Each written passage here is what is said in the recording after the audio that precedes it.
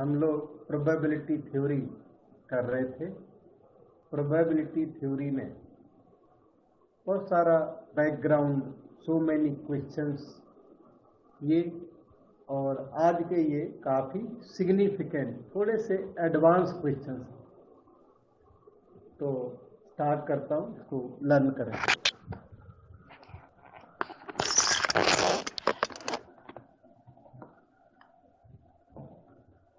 इस सामने क्वेश्चन देख रहे हो आप, क्वेश्चन नंबर 7, और PU 2016 में ये आया था। बेटे ऑडियो वीडियो क्लियर है? सर आपकी स्क्रीन शायद थोड़ी स्लैंटेड है। सर क्लियर है। बेटे रीजॉइन कर लो। यस सर, मैं रिज्वाइन कर लेती हूँ। रीजॉइन कर लो, कुछ कोई नेट का हो जाता है कोई इशू।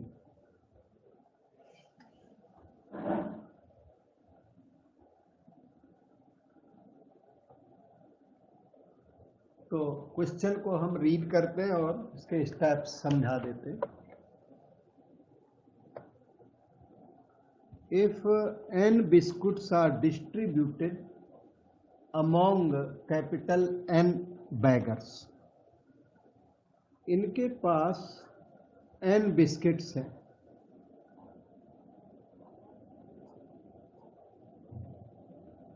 और कैपिटल N ये नंबर ऑफ बेगर्स हैं, n बेगर्स हैं,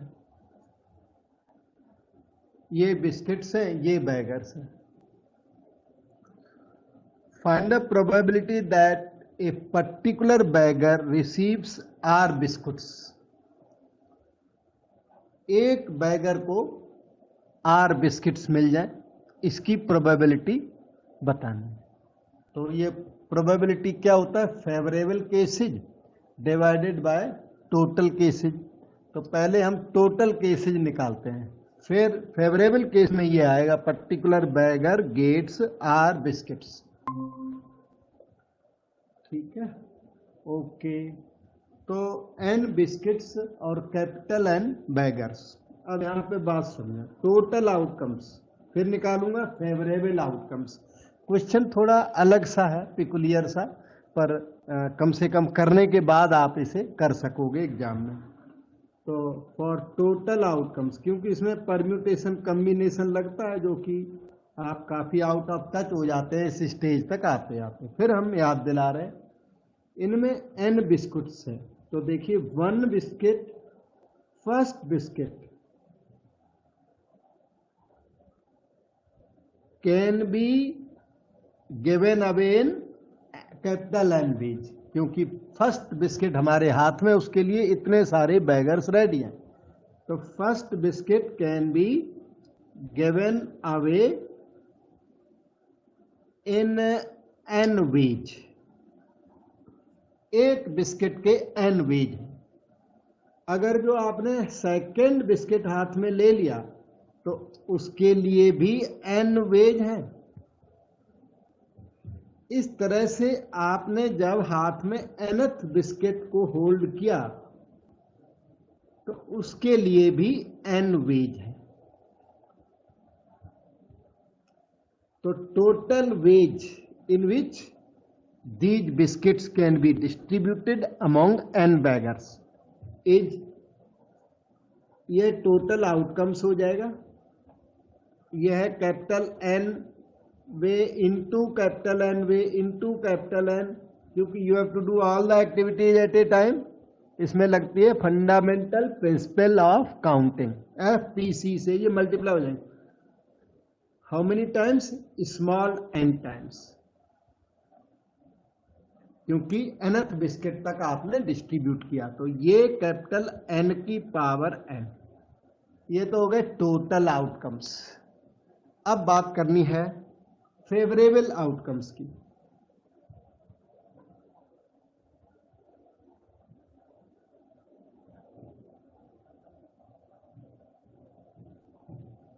फेवरेबल आउटकम्स की अगर बात करें तो particular beggar receives r biscuits.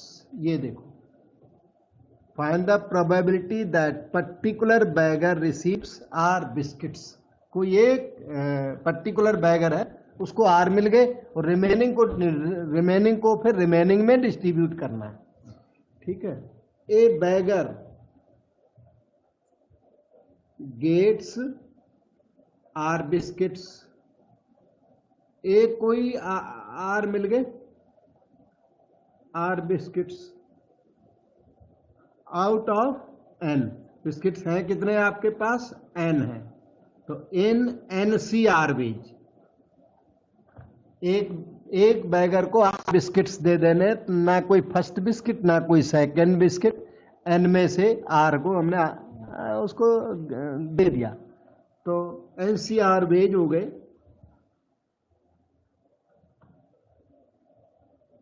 एक बैगर को उठा के आर बिस्किट्स दे दिए, उसके एन में से कोई भी आर दे दिए, तो एन सी आर वेज हो गए। अब क्या है, बैगर्स बिस्किट्स कितने रह गए? Left with n minus r biscuits and n minus one beggars.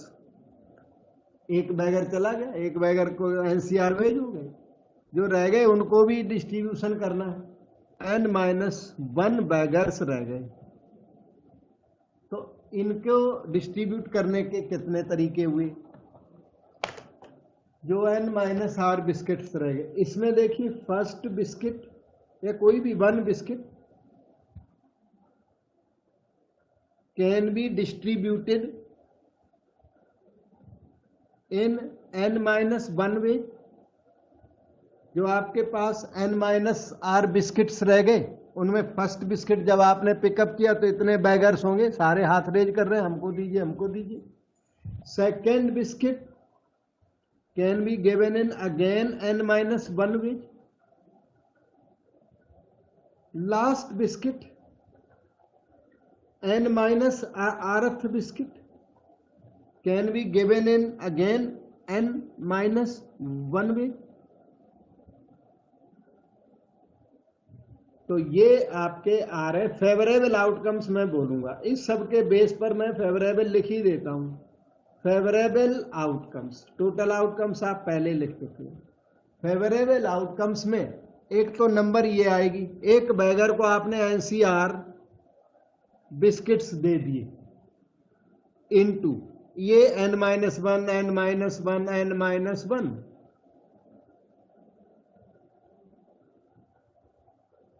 How many times? n minus r times. क्योंकि आपको सारे बिस्किट्स डिस्ट्रीब्यूट करने हैं, वो आर बिस्किट तो एक को ही दे दिए, रिमेनिंग भी डिस्ट्रीब्यूट करने, तो इसलिए एंड वर्ड जो है वो इनटू में चेंज होता है। एफपीसी कहती है, फंडामेंटल प्रिंसिपल ऑफ काउंटिंग कहता है। तो ये हो गया n minus r times. So we can move further. So favourable outcomes वाली कंसेप्ट आगे चलते हैं। Favourables equal to NCR into n minus 1 to the power n minus r। ये फेवरेबल आउटकम्स टोटल ऊपर लिख रखे हमने n की power n। So required probability is equal to, ये फेवरेबल्स रहेंगे यहां और टोटल आउटकम्स हैं n की पावर n। ये इसका आंसर है। क्वेश्चन बहुत इजी नहीं है, पर मैंने बहुत इजी वे में आपको सिखाया। ईच थिंग इज रिटन, ये इतना क्लैरिटी के साथ कहीं भी बुकों में नहीं लिखा होता, डायरेक्ट लिख देते हैं n माइनस वन की पावर n माइनस आर। अब आप सर्च करते रहिए, ठीक है बेटे। डाउट फिर भी पूछ सकते हैं आप।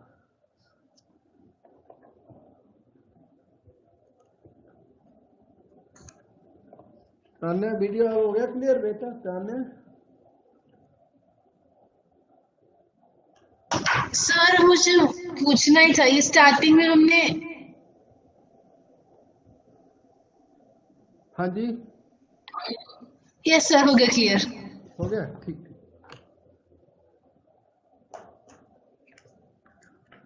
अब आपके सामने ये नेक्स्ट क्वेश्चन है। PU 2017 में आया था, मैंने हाथ से पेपर से ना हाथ से उस समय लिख दिया, कुछ ध्यान में आया, नहीं तो प्रिंटिंग भी हो तो जाती है, टाइपिंग टाइप्ड नहीं है, हाथ से लिखा हुआ क्वेश्चन है। क्वेश्चन पेपर से मैंने कॉपी किया हुआ है, कोई ज़्यादा टफ नहीं है, ठीक ठीक है, medium. Fatima and John appear for an interview for 2 vacancies in the same post। दो लोग इंटरव्यू में बैठने चलेंगे। The probability of Fatima's selection is 1/7। ये चीज हमने नोट करनी। Probability that Fatima will be selected, it is 1/7, and that John's selection is 1/5। जो जॉन सिलेक्ट होगा इस बात की प्रोबेबिलिटी 1/5 है।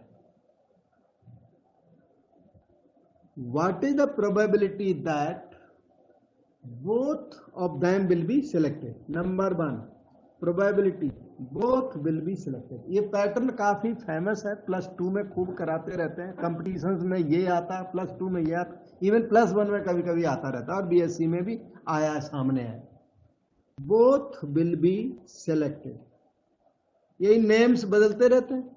+2 में यही अरुण तरुण के नाम से है, यहाँ पे जॉन फतीमा के नाम से है, क्वेश्चन वही है, और नंबर थोड़े बहुत बदल के पूछते रहते हैं। Okay, both will be selected का मतलब है Fatima is selected and John is also selected. F, J लिख सकते हो, इंटरसेक्शन लिख दिया मैंने, और their selection rejection is independent of each other, क्योंकि वहां वैकेंसी 2 है, लिखा हुआ क्वेश्चन में, there are 2 vacancy in the same post, similar vacancy. तो सिलेक्शन रिजेक्शन क्या है? साइमल्टेनियस और इंडिपेंडेंट ऑफ ईच अदर। ये आपके सामने 1/7 into 1/5, the result is 1/30। Second part, both will be selected. अब है only one will be selected। Second part you can read here, only one will be selected। Probability only one will be selected। इसका मतलब है Fatima is selected तो John is rejected. एक का selection होना, exactly 1 का सिलेक्शन होना, एक को सिलेक्ट कराना तो दूसरे को रिजेक्ट कराना, और जॉन इज सिलेक्टेड तो Fatima is rejected. This can be written as following, probability of FJ bar plus probability of F bar J या JF bar, all the same. Selection rejection suppose to be simultaneous, ये नहीं कि Fatima पहले select John बाद में reject, nothing like that. So this means probability of Fatima's selection into probability of John's rejection plus probability of John's selection, probability of Fatima's rejection। Okay, तो फतीमा का selection 1/7, इधर side में लिखता हूं, probability of F 1/7, probability of J 1/5, मैंने side में लिख दिया। अच्छा, प्रोबेबिलिटी ऑफ है 1/7। J बार बताओगे बेटे? आप बताओ तो ज्यादा कंफर्म हो जाएगा। 4/5। यस, 4/5 आएगा बेटा, 1 - 1/5, और प्रोबेबिलिटी ऑफ F बार आएगी आपकी 6/7। हाँ, तो PJ बार हो गया 4/5। PJ इन्होंने दे रखा है 1/5, and PF bar is here 6/7, 6 4 10/35, 5 2 जा 10, 5 7 जा 35। ये आपका answer. Only 1 will be selected. अगला है थर्ड पार्ट, देखना है, none will be selected. Third, probability that none is selected। मतलब ये कि Fatima is rejected and John is also rejected. जो एंड वर्ड है वो इनटू में चेंज हो जाएगा। Multiplication theorem applicable. Independent events, तो इफ सिलेक्शन इज इंडिपेंडेंट तो rejection is also independent of each other. तो you can write P F bar into P J bar, और पी एफ बार हो गया अपना 6/7, जे बार इज 4/5, तो 24/35। कोई डाउट हो तो जरूर पूछिए।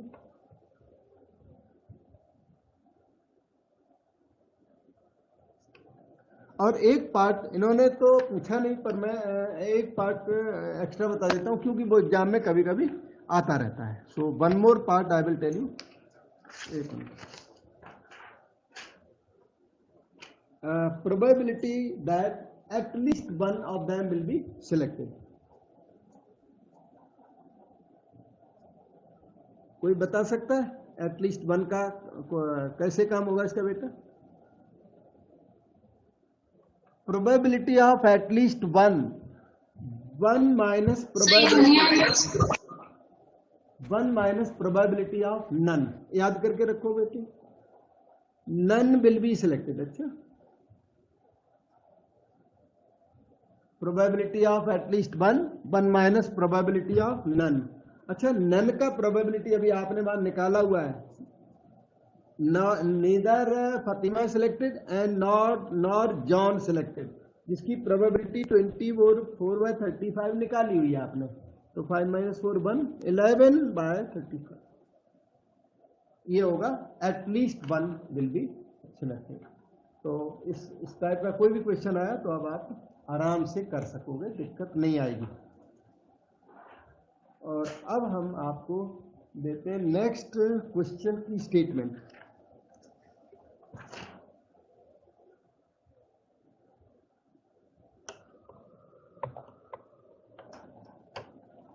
ये था जॉन वाला, ये अब है कंडीशनल प्रोबेबिलिटी, और उसके बाद क्वेश्चन होगा कुछ। देखो कंडीशनल प्रोबेबिलिटी की डेफिनेशन। Excuse me sir. बेटा सर, जो लास्ट पार्ट था जिसमें हमने किया था कि probability that at least one is selected, हाँ जी, सर उसमें अगर हम यूनियन भी देते हैं फातिमा और जॉन की तो भी सर आंसर सेम ही आएगा। यूनियन फातिमा सिलेक्टेड और जॉन सिलेक्टेड और बोथ सिलेक्टेड, एटलीस्ट वन, हाँ आएगा। फातिमा जनरल यूनियन, उसमें थोड़ा गड़बड़ आएगा, पता है क्या चक्कर है, मैं करता हूँ।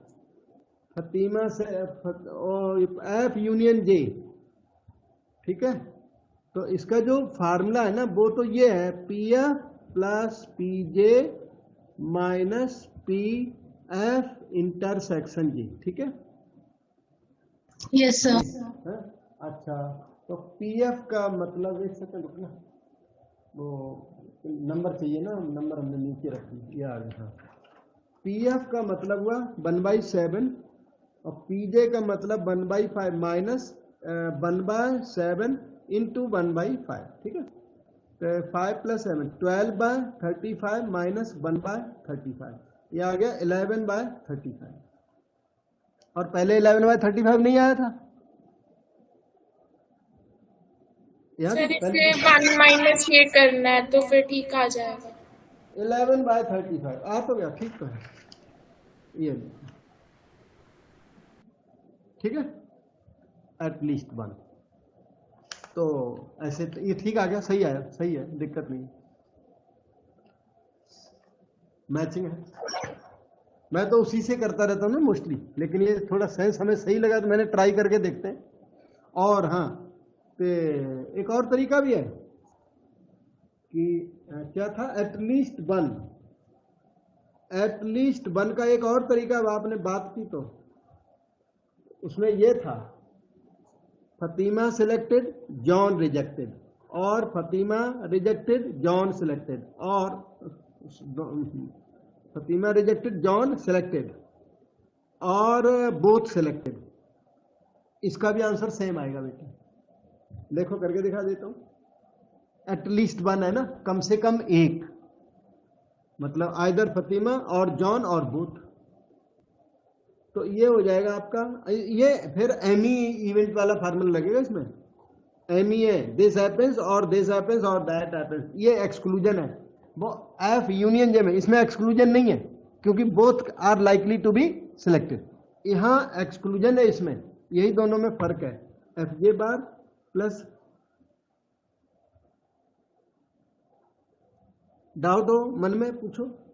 एफ जे बार हो जाएगा 1/7 4/5, यहाँ सब नंबर लिखे, यहीं से देख के लिख रहा हूँ।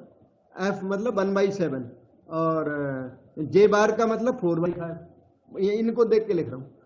एफ बार का मतलब 6/7 और जे का मतलब 1/5, फिर 1/7 इंटू 1/5, बिल्कुल 6 4 + 6 10 + 1 11/35। फिर से आया। हाँ, कुछ कहना चाहते थे क्या? सो 2 more मेथड्स, इनमें सबसे अच्छा मेथड वही है, probability of at least one, 1 minus probability of none, उससे सबसे जल्दी आता है सोल्यूशन।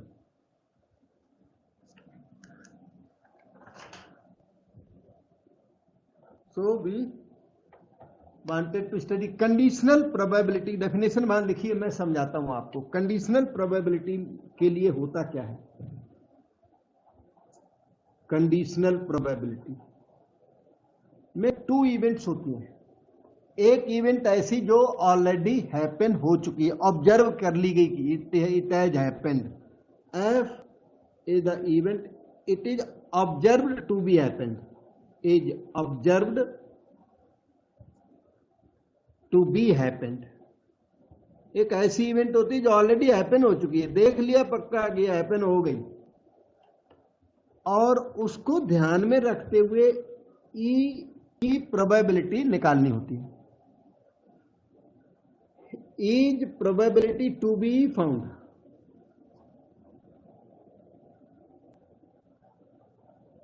इसकी प्रोबेबिलिटी निकालनी है, जबकि ये पता है एफ हैज ऑलरेडी हैपेंड।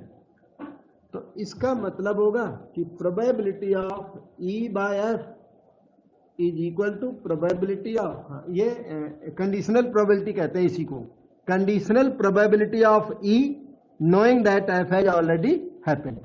ये इसकी रीडिंग है लेफ्ट साइड की, और वो उसकी डेफिनेशन है probability of E as well as F by probability of F. इसे बोलते क्या है? Conditional probability. It is probability under condition कि F has already happened, now find the probability of E.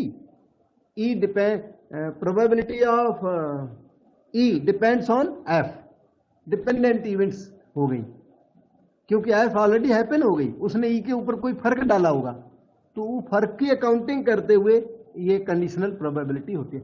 Conditional probability of E knowing that, given that F has already happened.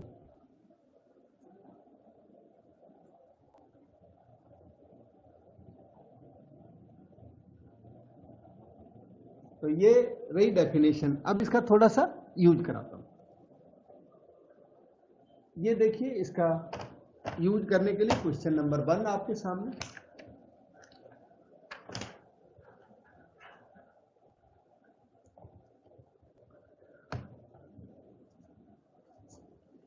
A die thrown twice, so there are 36 outcomes in all. There exists 6 square, 36 outcomes in all. Sum of numbers appearing is observed to be 6. इन्होंने एक event happen होती हुई देखी कि जो 2 number appear हुए उनका सम क्या था? 6 था। Sum of numbers observe to be 6, और जो इवेंट हैपन हो चुकी उसे हम जनरली एफ बोला करते हैं। एफ क्या है? F sum of numbers is 6। ये पहले ही हो चुकी इवेंट, तो एफ इवेंट एक्चुअली क्या हुई? टोटल 6 आया, मतलब एक पे 5 आया, दूसरे पे 1 आया, नहीं तो एक पे 4 आया तो दूसरे पे 2 आया, दोनों पे 3 भी आ सकता है, 2,4 भी आ सकता है, 1,5 भी आ सकता है। सम ऑफ नंबर्स इज 6, तो F is this event, sum of numbers is really 6। आगे चलिए, what is the conditional probability that number 4 has appeared at least once. Probability, जिस चीज की प्रोबेबिलिटी आपसे मांग दी वो ई इवेंट है। ई इवेंट क्या है? Number 4 has appeared at least once, कि नंबर 4 कम से कम एक बार अपीयर हुआ। वो 36 आउटकम्स हमने लिख के दिए थे आपको, सैंपल स्पेस सबको, आपको भी याद होगा, सभी बच्चों को भी याद होता है, प्लस 1 से याद करा देते हैं। तो उसमें number 4 has appeared at least once, आप बता सकते हो कि उसमें ये इसके कौन कौन से आउटकम्स आएंगे जिनमें 4 should appear at least once. जैसे फॉर एग्जाम्पल एक नंबर है 1 4, सेकेंड नंबर है 2 4, थर्ड नंबर है 3 4, फोर्थ नंबर आप बताओ। 4 4 4 4, लेकिन एक बात बताऊं मैं, 4 4 तो मैंने लिख दिया, 4 4 है, लेकिन 4 1 भी है, 4 वाली लाइन सारी है, 4 2 4 3 4 4 4 5 4 6, number 4 appears at least once. 1 4 2 4 के बाद 3 4 के बाद 4 4 आता है माइंड में, लेकिन 4 वाली लाइन सारी, और 6 4 के बाद 5 वाली लाइन, 5 वाली लाइन में 5 4, 6 वाली लाइन में 6 4, और सब में एक एक है, 4 वाली लाइन में सारे हैं।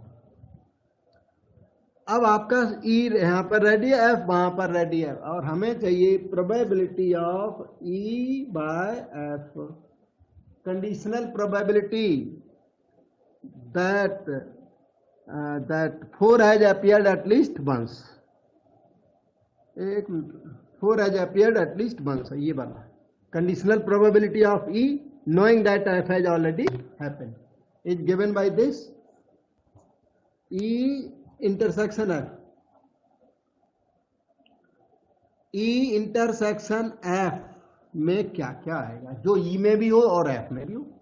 E और F दोनों में, ये 4 वाले हैं ना, ये दोनों में होंगे, और क्या 4 2 उधर भी है, 4 2 इधर भी है, 2 4 इधर भी है, तो 2 4 4 2। अब प्रोबेबिलिटी ऑफ एफ मैं लिख ही देता हूं, 1 2 3 4 5 by 36, 5 favourable out of 36, the numerator 2 by 36, the denominator 5 by 36, 2 by 5। Doubt पूछ लो बेटा। यही है कंडीशनल प्रोबेबिलिटी जिस पर बेस्ड है Bayes theorem. Bayes theorem generally +2 में आपने की हुई है, और वो +2 में तो थी, लेकिन वो आज भी आपके कोर्स में, आपके जो बीएससी वाले क्वेश्चन +2 के पेपर में आते रहते हैं, +2 के पेपर के क्वेश्चन बीएससी में आते रहते हैं। मतलब वो जो बेज थ्योरम है आज भी आपके सिलेबस में, और आपके कोर्स में ना उसका प्रूफ भी है, प्रूफ +2 में भी है, लेकिन वहां एग्जाम में नहीं आता। आपके एग्जाम में बेज थ्योरम का स्टेट एंड प्रूफ आता रहता है। इसी कंडीशनल प्रोबेबिलिटी पर बेस्ड है बेज थ्योरम।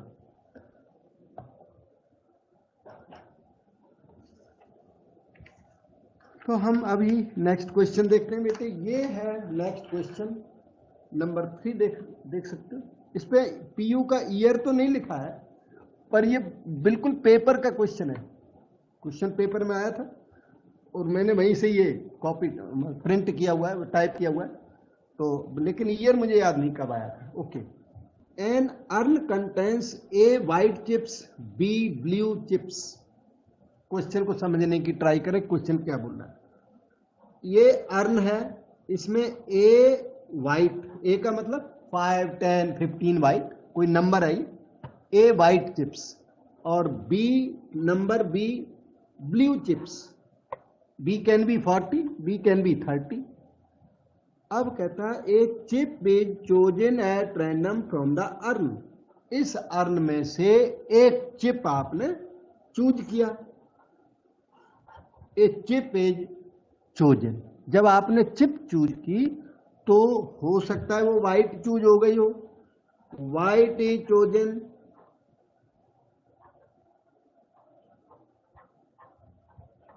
या हो सकता है ब्लू इज चोजन, या तो वो चिप वाइट सेलेक्ट हो गई या वो चिप ब्लू सेलेक्ट। फिर इन्होंने किया क्या, डिस्कार्डेड, वो वाइट चिप निकाल के थ्रो ही कर दी, पूरी डिस्कार्ड कर दी। डिस्कार्डेड, वाइट चूज की और उसके बाद उसको रिस्पेक्ट भी नहीं दिया, उसको डिस्कार्ड कर दिया।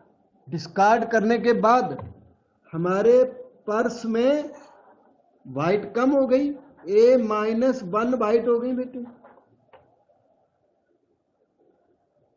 Discarded and replaced by one of the opposite colour, और जो अपोजिट का मतलब दूसरा कलर, जो दूसरा कलर था उसकी बॉल से रिप्लेस कर दी गई, मतलब ब्लू उसमें इंक्रीज भी की गई है, B+1 ब्लू हो गए, discarded and replaced by blue.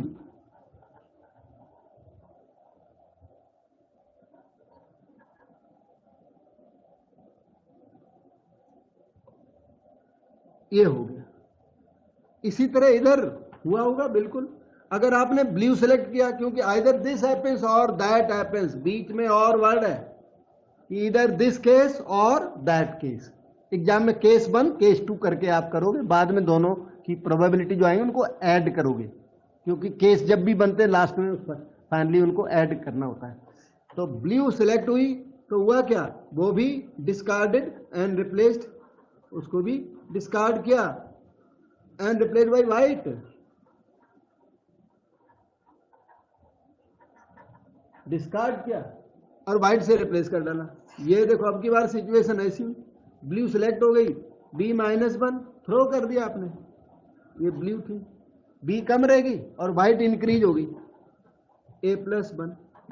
Number of balls remains intact, number of बॉलें A+B थी पहले, वो अब भी है, दोनों तरफ बॉलें कम नहीं हुई, लेकिन एक बॉल को थ्रो कर दिया, दूसरी को उसमें ऐड भी कर दिया, अजीब सा काम किया।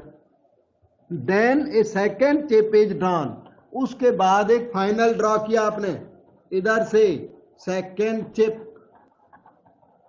आइदर फ्रॉम दैट साइड और फ्रॉम दिस साइड, इनमें एक ही चीज हैपन होगी, आइदर दिस हैपेंस और दैट हैपेंस। तो ये दोनों केसेस में क्या है, म्यूचुअल एक्सक्लूजन, इसीलिए दोनों की प्रोबेबिलिटीज बाद में ऐड हो जाएंगी। तो सेकेंड चिप इज ड्रॉन, यहां भी सेकेंड चिप इन्होंने ड्रा कर दी। अब क्या मांग रहा है, find the probability second chip drawn is blue, इसके ब्लू होने का चांस मांग रहा है। इधर से ब्लू होने का चांस निकालेंगे, फिर इधर से दोनों को ऐड करेंगे। ठीक बेटे, क्वेश्चन पर डाउट हो पूछो, मैंने क्वेश्चन सारा रीड कर दिया। We go for further solution. First case, वहां तो आपको समझाना है तो मैंने केस लिख, दोनों साइमल्टेनियस समझ में ज्यादा आते हैं, तब मैंने वैसा लिख दिया। ये तो first case, probability that second chip drawn is blue equal to case 1 में। अब ध्यान दो, सेकेंड चिप यूं ही नहीं आएगी, पहले आपने एक चिप ड्रा किया यहां पर वाइट चिप, तो वाइट चिप आने के चांस हैं A/A+B, उसके बाद ही सेकेंड चिप आएगी। White chip, probability of white in first case into, जब वाइट निकल चुकी है उसके बाद ये ब्लू आएगी। अब सेकेंड चिप यहां से ब्लू आएगी, इस बैग की इस स्टेट से, ब्लू चिप आएगी। तो B+1 ब्लू है अब आपके पास, और A-1 प्लस B+1 टोटल है। ये पोजीशन है इस समय। Second chip drawn is blue in case 1। ऐसे अभी सेकेंड केस स्टडी करूंगा। सेकेंड चिप तब आएगी जब फर्स्ट चिप वाइट थी। If probability of second chip knowing that first chip was white, तो वाइट का प्रोबेबिलिटी मल्टीप्लाई करना। ये हो गया अपना A into B+1 by A+B into A+B whole square. अब करते हैं second case. Probability second chip drawn is blue case 1 में, अब केस 2 में। ये सेकेंड चिप ब्लू तब होगी जब पहले ब्लू निकली, उसके बाद ही होगी। ब्लू नहीं निकली तो ये हुआ भी नहीं, तो ब्लू को अकाउंट करना पड़ेगा। ब्लू की probability B/A+B।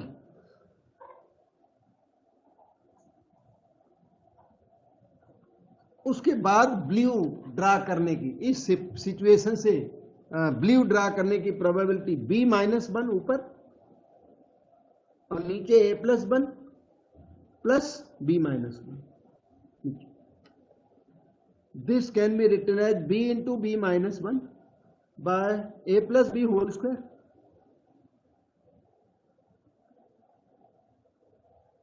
So required probability, case number 1, required probability this plus this.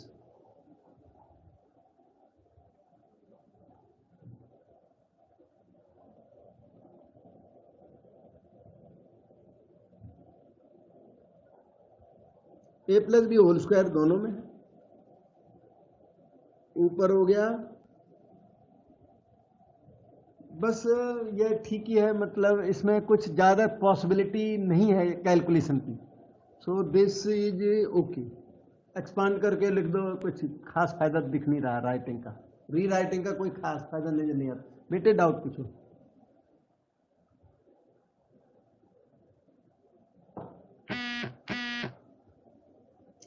दूसरे वाले में सेकंड चिप, एक तो B/A+B पक्का आएगा ये, उसके बाद B-1 आएगा, और जो फर्स्ट किया था उसमें A इंटू B+1 सही है। ओके, आगे चलते हैं।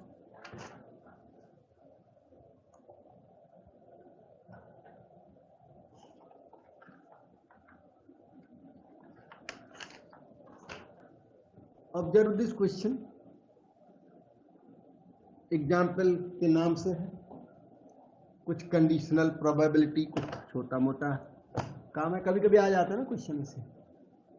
एक क्वेश्चन आता है बेसिक्स पर बेस ना, जैसे law of total probability, Bayes theorem, conditional probability, ये क्वेश्चन ऐसे जो अभी तक कराते रहे। इन पेज आएगा एक फुल क्वेश्चन, और इसका जो फुल क्वेश्चन, इसका सिलेबस बहुत वास्ट सिलेबस है, क्योंकि +2 के सारे क्वेश्चन में से कुछ भी पूछ बैठेगा। तो जो पॉसिबल था हमने सारे तरह ट्राई करने किया, कोशिश किया क्वेश्चन करने का, जो कि एग्जाम में आपको ज़्यादा प्रॉब्लम ना है। प्रोबेबिलिटी ऑफ E 1/3 दे रखी इन्होंने। Probability of F 1/4, E intersection F 1/5। Find PE union F। इन्होंने ना PE यूनियन F की डिमांड रख दी, जो कि बहुत बड़ी चीज नहीं है आपके लिए। इसका फार्मूला लगेगा PE plus PF minus PE intersection F। अगर जो ME दिए हो म्यूचुअली एक्सक्लूसिव, तो ये लास्ट टर्म नहीं होगी फिर, पर इसमें ना ये चीज दी हुई है, नॉन जीरो है। ME में PE इंटरसेक्शन F 0 होता है। ME इवेंट्स के लिए PE इंटरसेक्शन F 0 होता है, नॉन ME के लिए ये सर्वाइव कर जाता है। तो PE 1/3, PF 1/4 minus 1/5। Take the LCM of 3 4 12 5 60 यहाँ पे आ जाएगा 20, यहाँ पर आ जाएगा प्लस 15 माइनस, यहाँ आ जाएगा 12, 15 माइनस 12 323/60 हो जाएगा। कैलकुलेशन आप देख लेना, मुझे लगता है नीचे शायद कोई हो भी कैलकुलेशन। 23/60 नीचे एक कैलकुलेशन है यार, छोटी सी चीज है यहाँ पे। ओके, अच्छा तो बी पार्ट इन्होंने मांगा P F bar divided by E bar, conditional probability मांगी। कंडीशनल प्रोबेबिलिटी बाय डेफिनेशन वी है probability of F bar intersection E bar divided by probability of E bar. This can be written as follows.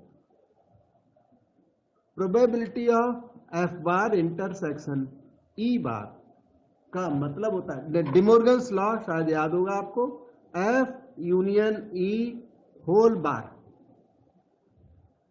ये ना याद हो तो अब याद करो, मैंने डिमोर्गन लॉ लास्ट टाइम भी लिख के दिया था, बड़ा famous De Morgan law.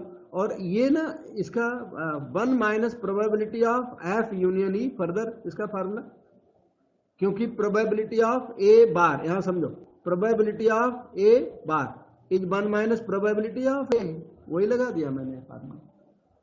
1 minus probability of F union ये ऊपर लिख रखा है, ये 23/60।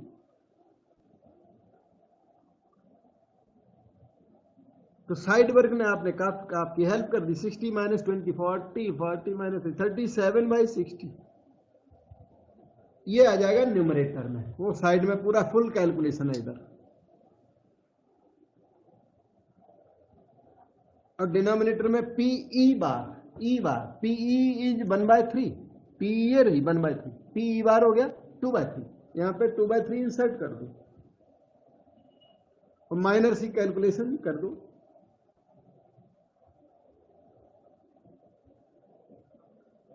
3/2 37 हो गया और 40 हो गया।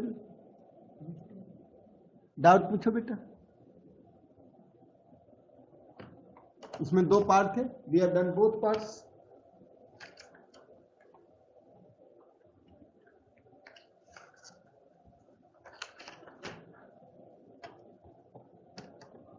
Now look at this example 2, ये रहा।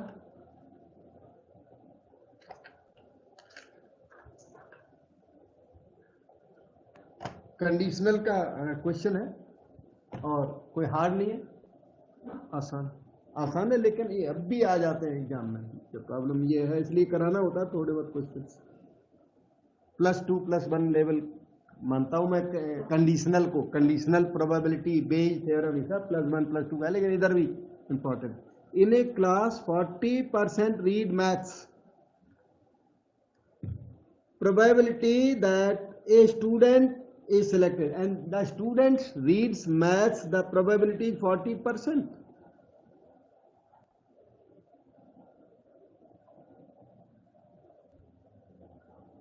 In a class 40% read maths, अगर आपने 1 स्टूडेंट सेलेक्ट किया तो मैथमेटिक्स स्टडी करता है, इसके चांस है 40%, और 25% रीड बायो। ठीक है, probability that a student selected reads bio is 25%। Percent वाले में 100 का डिवीजन कर दो तो प्रोबेबिलिटी बन जाता है, इसी तरह प्रोबेबिलिटी में 100 का मल्टीप्लाई कर दो तो परसेंटेज बन जाता है। 15% both maths and bio, maths and bio दोनों के 15%, 3/20 मैथ्स एंड बायो वाले। 1 student is selected at random, find the probability that number 1 he reads maths, probability that he reads maths if it is known that he reads bio, given that he reads bio, probability that he reads maths knowing that he is also a student of biology, probability that he reads maths knowing that he also reads bio. तो by our formula M intersection B by probability of B, 3/20 by probability of B है हमारे पास 1/4, 3/5 हो गया, 4/5 जो ठीक है। हाँ, first second part को देखो बेटा, probability he reads bio, if it is known that he reads maths, B by M पूछ दिया, B intersection M by probability of M, B intersection M वही M intersection B, अब probability of M 2/5, 2/5 आपके सामने है बिल्कुल, बस ये आंसर हो जाएगा। 3/5 4 जा 28 लग रहा।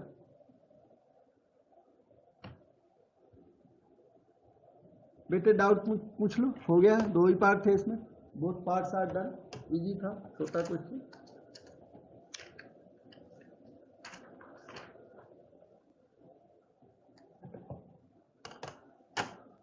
वो थे बूली जिन्होंने बनाया बूलियन अलजब्रा, जिनका अलजब्रा कंप्यूटर मैथमेटिक्स में चलता है, उन बूल्स ने अपनी इनक्वालिटी भी बनाई। तो इन बूली से बूलीज इनक्वालिटी या बूल्स इनक्वालिटी, कोई बोलते हैं बूल्स, कोई बोलते हैं बूली इनक्वालिटीज। तो इनकी 3-4 इनक्वालिटीज हैं और इम्पॉर्टेंट है, तो एग्जाम में ये आते रहते हैं। ये पहला वाला तो सबसे ज़्यादा आया, 2015 तक का रिकॉर्ड, उसके बाद भी आता ही रहता है मतलब, और वो नहीं आया तो ये वाला है, ये नहीं आया तो आगे और है, मतलब ये 3 या 4 है और ये आते ही रहते हैं। 2 सामने हैं, एक 2 और है, बूल्स इनक्वालिटी कहते हैं, काफ़ी इंपॉर्टेंट होते हैं और जनरली ये इंडक्शन से प्रूव होते हैं। तो रीड करें, for any n events A1 A2 A3 AN we have this, इसे प्रूव करना है। ये जो लिखा है वो क्या है, देखो पहले तो लिखा है उसको समझो। तो नंबर 1 का प्रूफ मैं कर रहा हूं, P इंटरसेक्शन लिखा है, I equal to 1 to n, जैसे सिग्मा समेशन, जैसे पाई फॉर प्रोडक्ट, वैसे ये इंटरसेक्शन ऑफ n थिंग्स लिखा है। ये लिखा है actually A1 intersection A2 intersection AN greater than और इक्वल टू। ये राइट साइड को देखो, ये सिग्मा PAI, ये क्या लिखा है, ये लिखा है PA1 plus PA2 plus PA3 plus PAN, और आगे लिखा हुआ माइनस n-1। तो पहले तो मैंने आपको स्टेटमेंट बताया कि वो जो लिखा उन्होंने, वो एक पेपर में तो वही लिख के आएगा और सॉल्यूशन भी उसी के हिसाब से लोग कर देते हैं, लेकिन वो सॉल्यूशन फिर आपको समझ में तो नहीं आएगा, समझ में ये वाला आएगा जो मैं बता रहा हूँ। फिर इसको कंपैक्ट करके बाद में आप लिख देना कि ये इंटरसेक्शन AI है, ये सिग्मा PAI है, बाद में आप बेशक इसको ट्रांसलेट कर लेना, पर समझने के लिए मुझे तो ऐसे ही समझाना पड़ता है, ऐसे समझ जाते हैं स्टूडेंट, दूसरी तरह से दिक्कत करते हैं। वो हमेशा मैं भी अगर इंटरसेक्शन लगाऊंगा ना तो आपको दिक्कत आएगी बाद में, तो बाद में आप मतलब थोड़ा कंपैक्ट कर लेना, कर सको तो, नहीं तो ऐसे ही लिख के आना, अच्छा है। तो हमें इंडक्शन लगाना होता है। इंडक्शन के लिए देखिए इंटरसेक्शन है, तो इंडक्शन का पहला स्टेप होता है prove the result for n equal to 1, लेकिन n इक्वल टू 1 के लिए इंटरसेक्शन का कुछ सेंस नहीं बनेगा, कम से कम n इक्वल टू 2 से आपको स्टार्ट करना पड़ेगा। तो we prove the result for n equal to 2 first, सबसे पहले n इक्वल टू 2 के लिए इसे जस्टिफाई करेंगे, फिर देखेंगे। तो to prove for n equal to 2, क्योंकि वैसे तो इंडक्शन का स्टेप होता है prove for n equal to 1, तो 1 के लिए तो सेंस ही नहीं बन रहा, कम से कम 2 के लिए प्रूव करते हैं। ठीक, तो देखना 2 के लिए ये लेफ्ट साइड क्या बन जाएगी, पहले आप पता लगाओ प्रूव करना क्या है। तो हमें ये प्रूव करना बेटे, PA1 intersection A2 greater than और equal to n equal to 2 के लिए राइट साइड क्या बन जाएगी, PA1 प्लस PA2 माइनस, यहां आ जाओ 2 - 1 1, ये आपको प्रूव करना है। अगर इसे जस्टिफाई कर दिया तो इसका मीनिंग हो जाएगा कि आपने अपने रिजल्ट को n इक्वल टू 2 के लिए प्रूव कर दिया। इस इक्वेशन नंबर 2 को जस्टिफाई करना। जब हम इंडक्शन लगाते हैं जनरली फर्स्ट स्टेप ट्रिवियल होता है, क्लियर होता है। इसमें ये ट्रिवियल नहीं है, इसमें थोड़ी मेहनत करनी पड़ेगी तब आएगा ये। तो इसके लिए क्या मेहनत क्या है, आपको पता है A1 intersection A2 A1 intersection A2 PA1 PA2 एक फार्मूले के अंदर अपीयर होते हैं। वो फार्मूला कौन सा है, याद है आपको? ये सारी चीजें एक फार्मूले के अंदर अपीयर होती हैं और वो फार्मूला होता है PA1 यूनियन A2। इसलिए वेरी इंपॉर्टेंट स्टार्ट, इंपॉर्टेंट याद करके रखना स्टार्टिंग इसकी, कि we know that probability of A1 union A2 is less than और इक्वल टू 1। कोई भी प्रोबेबिलिटी लेस देन और इक्वल टू 1 होती है। 1 हमें लिखना पड़ गया इस 1 की वजह से, ये वाला 1 का अरेंजमेंट है।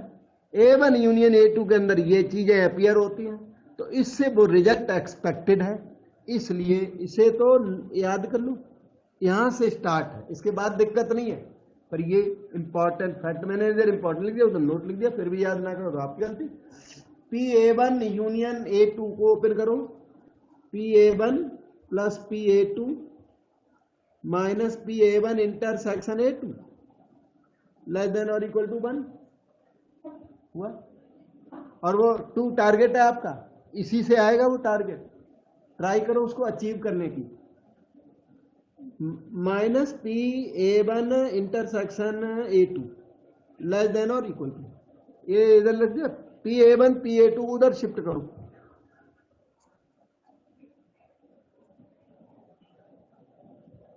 थ्रू आउट नेगेटिव का मल्टीप्लाई करो, तो PA1 intersection A2 greater than और इक्वल टू, नेगेटिव मल्टीप्लाई हुआ तो लेस साइन ग्रेटर बन जाएगा। PA1 okay plus PA2 fine minus 1 copy down, और आप देखो ये इक्वेशन 2 प्रूव हो गई। So induction is complete for n equal to 2। 1 के लिए कोई सेंस नहीं था, नहीं तो n इक्वल टू 1 के लिए इंडक्शन प्रूव किया जाता है। बेटे डाउट पूछ लो सामने। Now assume the result for n equal to k, वो सेकेंड स्टेप होता है, B step. Assume what, equation number 1 for n equal to k, n equal to k के लिए अज्यूम करें, अज्यूम करो सीधा उसको कॉपी करो, इक्वेशन 1 को यहां कॉपी करें, n रिप्लेस बाई k कर देना बस। स्टेप 2 बहुत इजी होता है, सबसे इजी होता है स्टेप 2। फिर 3 में थोड़ी सी फिर मेहनत और आपका रिजल्ट प्रूव हो जाएगा। तो assume for n equal to k, चलो लिखिए।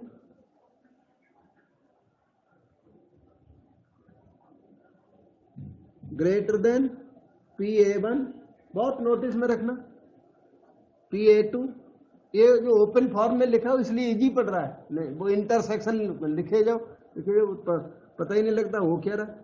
Probability of AK minus K minus 1, ये था। Assume for n equal to K, हमने अभी कुछ खास काम नहीं किया इसमें तो इक्वेशन नंबर 1 जो थी उसमें n रिप्लेस बाई k कर दिया। अब करूंगा n replace by k plus 1 और उस स्टेप को फिर प्रूव करेंगे, ठीक है। हाँ, इक्वेशन नंबर 1 में n replace by k plus 1 वो आपको दिख रहा है सामने। अब जब अब आपको दिखाई नहीं पड़ेगा, मैं उसको हटा रहा हूं यहां से राइटिंग के लिए जगह बनाने। तो सी स्टेप क्या है, to prove what 1 for n equal to k plus 1, that is, पहले पता लगाइए कि प्रूव करना क्या है। प्रूव करनी है इक्वेशन 1, किसके लिए प्रूव करनी है, n equal to k plus 1 के लिए प्रूव करनी है। तो वो ट्राई करो, इधर देखो, p इसको ही थोड़ा एक्सटेंड कर देते हैं, या आप इक्वेशन 1 को अगर देख रहे हो तो वहां n को k+1 लिखना, a1 intersection a2 intersection ak intersection ak+1, इसी में हमने एक्सटेंशन कर दिया, n इक्वल टू k+1 तक आएगा। ak भी लिख देना, ak वैसे नहीं आ रहा लेकिन ak है, इसमें हिडन है और उसकी आपको जरूरत भी है। फिर आगे चलो, pa1 प्लस pa2 प्लस, वैसे तो यहां पर आएगा k+1 आएगा बेटा, आएगा ये, लेकिन उसके पहले pa के हिडन है, उसे भी लिखिए, जरूरत है हमको। और माइनस लास्ट में आएगा k replace by k+1 -1, k आएगा। ये इक्वेशन नंबर 4, ये आपको जस्टिफाई करके देना है result. This is greater than और इक्वल टू दैट, ये आपको प्रूव करके देना। तो ठीक है, हम लेफ्ट हैंड साइड पिकअप करते हैं, LHS पिकअप करेंगे और जो ऊपर इक्वेशंस हैं इनके यूजेज करेंगे, जो भी इक्वेशन की जरूरत होगी उसका यूज करेंगे और राइट हैंड साइड को प्रूव करके देंगे। So pickup left hand side. Now pa1 intersection a2 intersection ak intersection ak+1, catch कर ली LHS। LHS में सबसे पहले तो ये इक्वेशन 2 जो आपने प्रूव की थी ना, ध्यान से देखो, इक्वेशन 2 आपके सामने आ गई। पहले तो इक्वेशन 2 को आपने यूज करना है, ये देखो इक्वेशन 2 अब आपने स्टेप 1 में प्रूव की थी, आप उसे यूज कर सकते हो जरूरत पड़ने पर, क्यों नहीं। तो यूज करने के लिए आपको करना यह है कि इतने नंबर को, इतनी चीज को 1 आइटम और इसको सेकंड आइटम अज्यूम करें, अपने मन में सोचें कि ये सारा A1 है और ये A2 है, और वो फार्मूला लगा दो, इक्वेशन नंबर 2 को लगा दीजिए, तो आपको मिला probability of A1 replace by this material,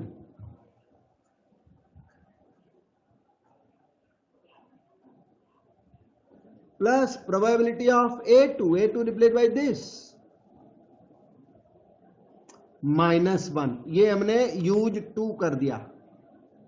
induction के रेयर क्वेश्चंस में स्टेप 1 लगता है, ये रेयर क्वेश्चन है, बूल्स इनइक्वालिटी है।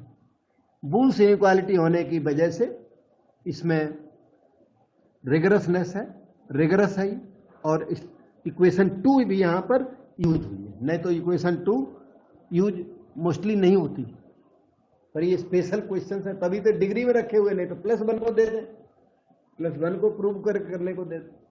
ओके, अब यहां पर हम लगाएंगे दूसरी इक्वेशन, स्टेप 2 की इक्वेशन आपको दिखाता हूं। स्टेप 2 या B3 इक्वेशन, ध्यान से देखो, वो लग जाएगा equation number 3। This material is further greater than और इक्वल टू 3 की राइट साइड सारी यहां कॉपी करो इसकी जगह पर। This material is greater than Pa1 plus Pa2 plus continue Pak minus k+1 plus, ये सारा कॉपी करते चले जाओ, -1।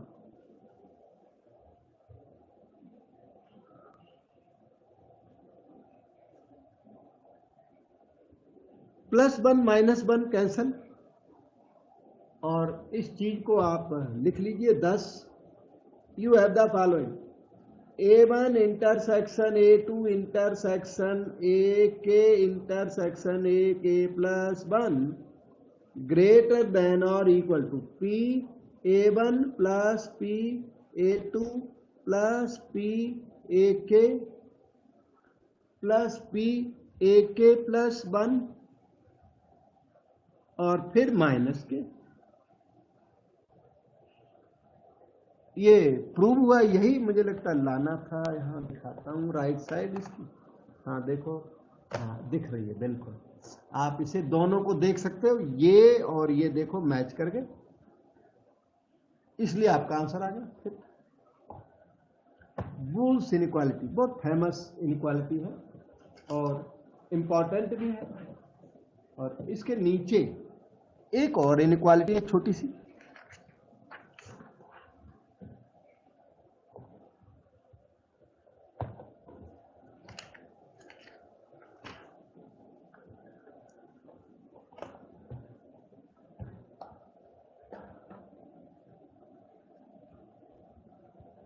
ये है नेक्स्ट क्वेश्चन, 2013 में आया हुआ। ये देखो इनइक्वालिटी है ये भी, और उससे कुछ आसान है ये।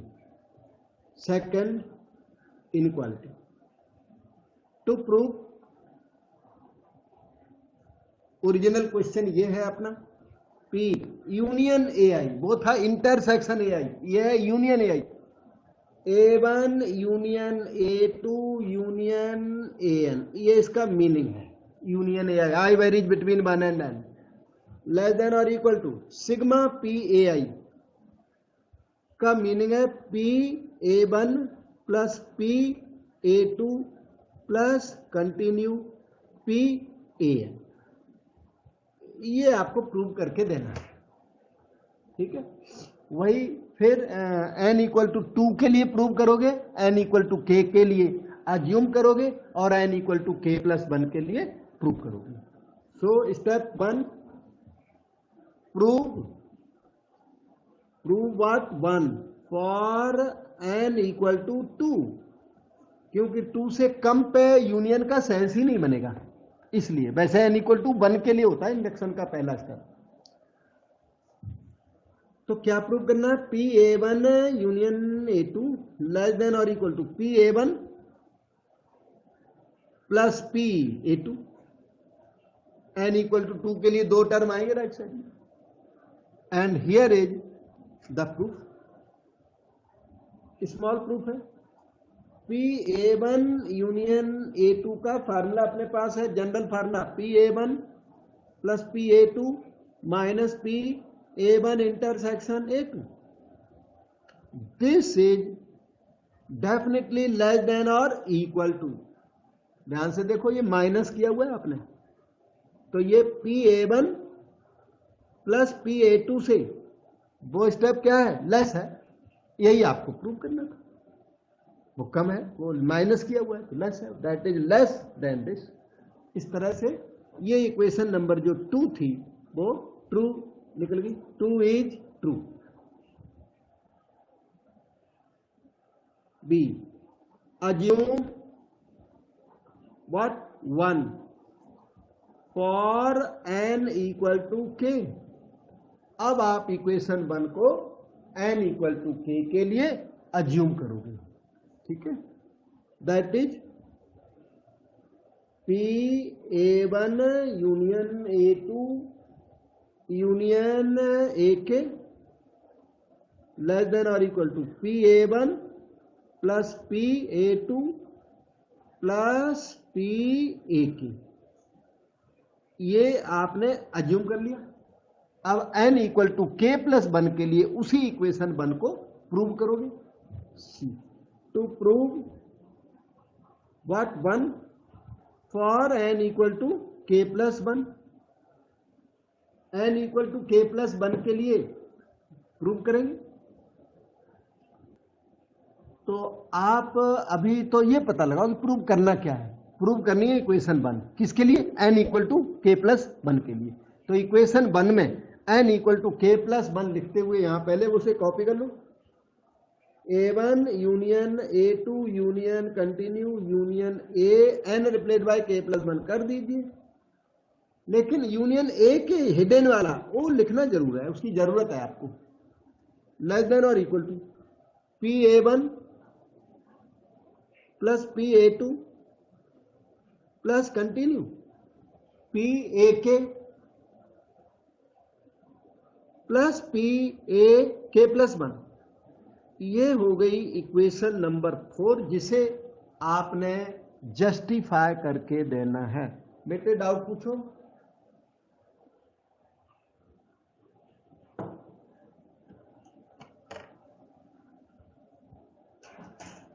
So we choose its left hand side and try to prove right hand side. इसकी LHS कैच करेंगे और ऊपर वाली इक्वेशंस को यूज करेंगे और राइट साइड को प्रूव करेंगे। Start proof now. A1 union A2 union AK union AK plus 1। आप इसे 1 नंबर लीजिए, उसे सेकंड नंबर लीजिए और इक्वेशन नंबर 2 वाला फार्मूला जो आपको अभी दिख नहीं रहा, अभी दिखाई पड़ेगा, इसे यूज कर डालो। इक्वेशन 2 को यूज करो, स्टेप 1 को। स्टेप 1 बूस्ट इनइक्वालिटी में बहुत लगता है, तो क्या करें, यूज 2 करें। आसान, easy to use. Less than और equal to P। A1 replaced by this material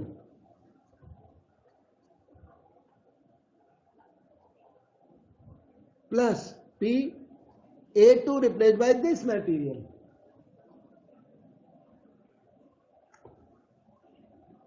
और इसके लिए स्टेप 2 पे आ जाओ। यूज शायद 3 नंबर जो भी होगा, स्टेप 2 देखता हूं कहां है। हाँ, यूज 3 कर दो इसके लिए। इसके लिए यूज 3 नाउ। आपको बिल्कुल दिख रहा है स्टेप। तो this material is less than और equal to PA1 plus PA2 up to PAK। तो लेस देन और equal to PA1 plus PA2 PAK PAK plus 1। और तब तक मुझे लगता है राइट साइड बिल्कुल आ गई है। देखो आप चेक कर लो, 4 की राइट साइड को चेक करो। 4 की RHS, ये RHS सेम है।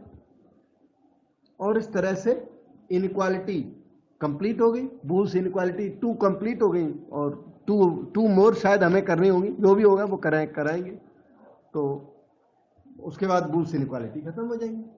तो ये इंपॉर्टेंट बहुत ज़्यादा है। तो